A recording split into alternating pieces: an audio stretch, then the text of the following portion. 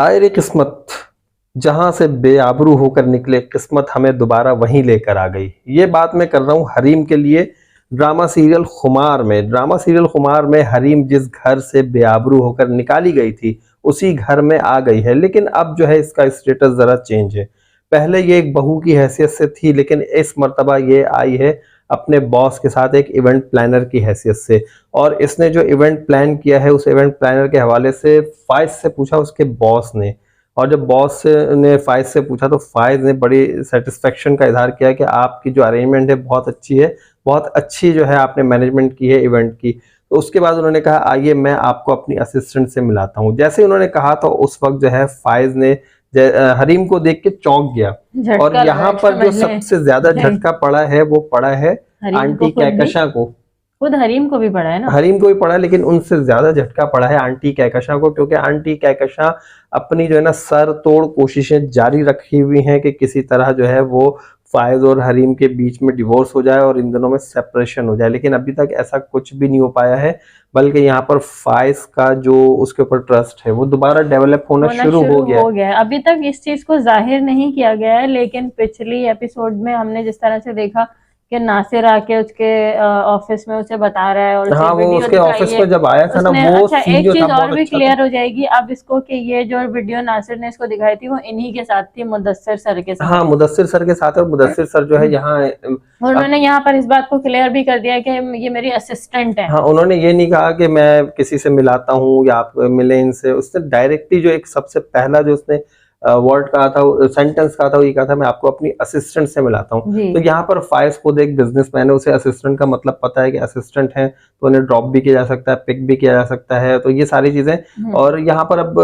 फाइज का जो मामला जो क्लियर हुआ है ना और नासिर का, वो एक बहुत अच्छा सीन था, क्योंकि यहाँ पर एक जो चीज दिखाई गई जिसे हमें अप्रिशिएट करना चाहिए वो ये करना चाहिए कि बीइंग अ मुस्लिम हम कभी भी झूठी चीज के ऊपर कसम नहीं उठाते। और नासिर ने जो है ये बहुत अच्छा एक बिहेवियर, अपना एटीट्यूड शो किया है टुवर्ड्स इस्लाम, कि उसने जो है झूठी कसम नहीं उठाई, कुरान की लाज रखी, इज्जत रखी। मस्जिद के अंदर खड़े होकर जब फाइज ने उससे कहा कि इसके ऊपर हाथ रख के बताओ कि जो जो तुमने इल्जाम लगाए वो सारे इल्जाम ठीक है, ये मुझे बहुत यहाँ पर उसका दिल जो है ना वो कांप गया और उसने बिल्कुल ये पे हाथ नहीं रखा, हाथ उठाते उठाते वापस उसका बिल्कुल। तो हम चाहते हैं कि जिस तरह हमारी अदालतों में काम होता है तो वहां पर भी ऐसा ही होना चाहिए। लोगों को इतना ही कांपना चाहिए कि यार अगर हम कोई झूठी बात कहेंगे इस कुरान पे हाथ रख के तो आगे हमें मर के अल्लाह को भी जवाब देना, ये जरूर सोचना चाहिए। तो इस तरह जो है ना फिर इंसाफ का बोलबाला होगा। इस तरह से करने से तो दुनिया में ही मकाफाते अमल भी आपको मिलता है। हाँ, बता दिया गया था। और दूसरी बात फिर हरीम की सारी बातें याद आ गई, हरीम ने जो बातें की थी और उसे पसीने आ गए, फिर उसने जो है कुरान पे हाथ नहीं रखा। यहाँ पर फाइज कोई बात 100% समझ में आ गई है कि सारी चीजें झूठी हैं।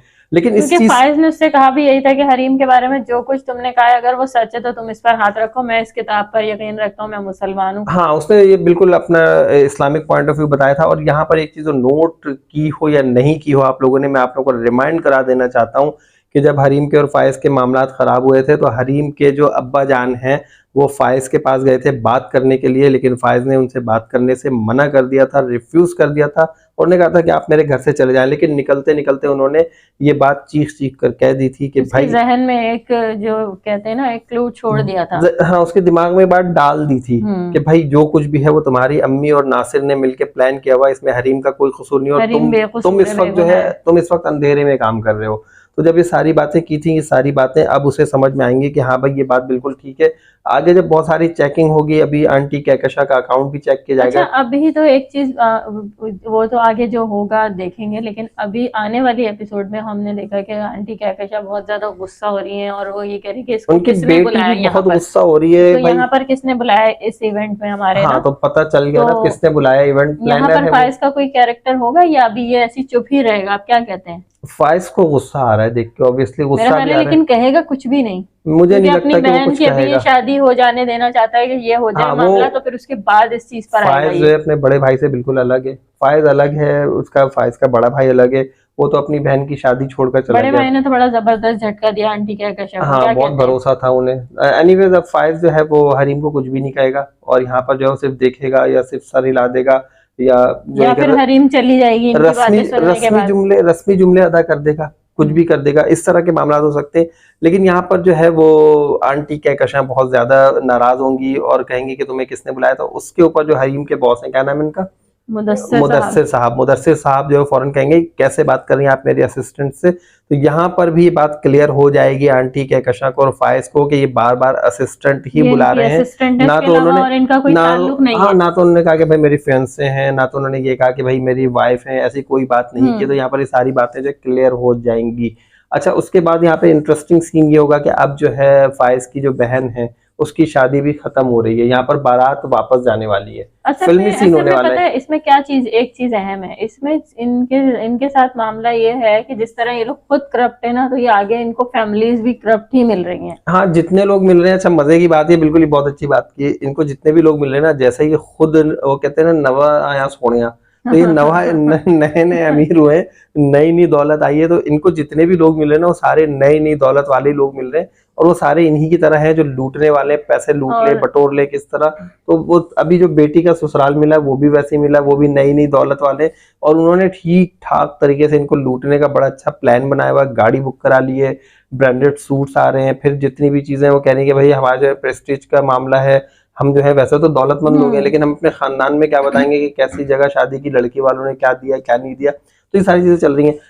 अच्छा, एक चीज और देखने में आएगी अभी, एक झटका तो आंटी को पड़ चुका है इनके बेटे रायहान की तरफ से, ठीक है। अब दूसरा इनको पड़ने वाला है, इनकी बेटी की शादी अभी रुक जाएगी, जिसके लिए इन्होंने बड़ी सिर्फ शादी रुकेगी, शादी रुकेगी नहीं, सिर्फ आगे बारात वापस जा रही है, आगे बारात वापस जा रही है, फिर आगे पुलिस का छापा पड़ रहा है, क्योंकि जो शेख साहब हैं उन्होंने 2 नंबरियां इतनी की हुई हैं अपने बिजनेस में। उन्होंने, उनके ऊपर जो गबन का इल्जाम होगा, उनके ऊपर जो है फ्रॉड का केस होगा, उनके ऊपर जो है मतलब जो कुछ है सारा आपको नजर आ रहा है, खुल के सामने आ जाएगा। हाँ, तो मुझे लगता है कि अब ये फायज का मामला भी फायज के सामने आता जा रहा है, तो ये मेरा नहीं, आपको नहीं लगता कि इस ड्रामे को अब एंड की तरफ ले जाया जा रहा है? आंटी को अभी तक नहीं, अभी आंटी जो है वो बहुत ज्यादा मगरूर दिखाई जा रही है अभी तक तो, लेकिन अब बेटी के बाद फिर मियां के पकड़े जाने के बाद ये जो ड्रामा है, मैं ये समझता हूँ कि अभी जो है अभी रिसेंटली इस ड्रामे ने अपना मिड क्रॉस किया है। अब इस ड्रामे को चलना है, क्योंकि अभी यहाँ पर ये कहानी एंड नहीं हो जाना है। यहाँ पर जो मुदस्सिर साहब हैं उनकी भी कहानी आगे चलेगी। हाँ, उनके भी मामला आगे चलेंगे, उनके साथ भी कुछ होना है। ये ऐसे ही नहीं दिखाया गया, फालतू में नहीं दिखाया गया ये बंदा, क्योंकि अब जाहिर सी बात है, आप लोगों ने भी कमेंट करके बताना है कि मैं सही कह रही हूँ या ये सही कह रहे हैं। हाँ, अभी उनकी भी कोई कहानी चलनी है, फिर उसके बाद हो सकता है कि फायज को सपोर्ट दें। अभी जो हरीम का भाई है जो अभी बाहर गया हुआ है, उसने भी वापस आना है। उसने फायज से बात की है। अब फायज ने उसको जब ऐसी बातें कर दी कि मुझे ये नहीं करना, क्या लग रहा है फायज की बहन से अब हरीम की अपनी आना सामने आएगी, हरीम के भाई की आना सामने आएगी यहाँ पर। फिर यहाँ पर ये चीजें देखने को मिलेंगी ना कि अभी फायज को भी तो झटका पड़े, क्योंकि फायज ने जो अपनी अम्मा की बातों में आके किया तो गलत ही है ना, हरीम इतनी आसानी से तो नहीं मानेगी ना। बिल्कुल, अभी फायज को भी झटका पड़ेगा और फायज को झटका पड़ने के बाद माफी भी मांगता है तो हरीम शायद फौरन उसे माफ भी ना करे। बिल्कुल, ऐसे ये इतनी जल्दी माफ नहीं करेगी, क्योंकि जाहिर सी बात है यार, आप एक जिस लड़की को आप लेकर आए और फिर आपने इस तरह जलील करके निकाल दिया लोगों के सामने, इतनी अंधेरी रात में अकेले वो घर किस तरह से पहुंची ये भी नहीं पूछना गवारा किया। तो ये अभी जो है, अब मैं बात कर लेता हूँ आने वाली एपिसोड के हवाले से, उसके बाद फिर हम इस वीडियो को एंड करते हैं। भाई, आने वाली एपिसोड में जब छापा पड़ने वाला है, छापा पड़ेगा, यहाँ पर शेख साहब को अरेस्ट कर लिया जाएगा। फायज को नहीं किया जाएगा, क्योंकि फायज का तो नाम ही नहीं है कहीं पे। फायज तो अभी तक कोई ऑफिशियल बंदा है ही नहीं उस बिजनेस का, तो इस वजह से उसे कुछ नहीं कहा जाएगा। शेख साहब को लिया जाएगा। अब ये जो इनकी फैमिली है वो ग्राउंड होने वाली है, जमीन पर आने वाली है। इनके जितने भी ताजमहल है ना वो बिखरने वाले, टूटने वाले हैं। अब ये जमीन पे आने वाली है, जमीन पे आने वाली है। इनका जो गुरूर था वो अब खत्म होने वाला है। बिल्कुल। और अब यहाँ पर हरीम जो है, she will become a shining star, और फिर जो है एक चमकता हुआ सितारा, उसकी हैसियत से अब वो आएगी सामने। और आने वाले वक्तों में, यहाँ पे देखे ना, इतना अच्छा इवेंट उसने अरेंज किया। फायज की अम्मा तो उसे कुछ समझती नहीं थी, किसी खातिर में ही नहीं लाती थी। हाँ, उसकी हर चीज में क्रिटिसिज्म सामने आता था, क्रिटिसाइज करती थी कि तुम्हें नहीं पता, तुम गरीब हो और ऐसा होता है, हमारे घर में ऐसे कपड़े पहने जाते हैं। अब मेरा ख्याल है कि गरीब हो जाएंगी और फायज हरीम जो गरीब नहीं होंगी। आंटी कहकशां वापस अपने स्टेट पे आ जाएंगी, जैसे थे वापस वैसे आ जाएंगी।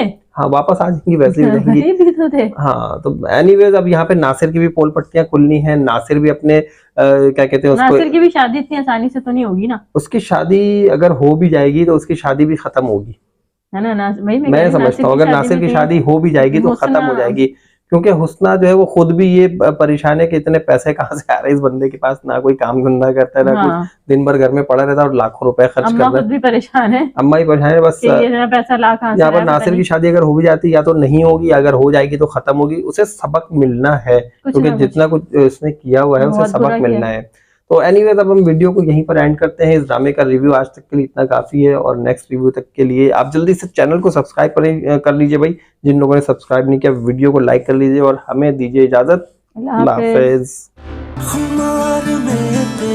जी रहे यूं के हम सा कोई जिया ना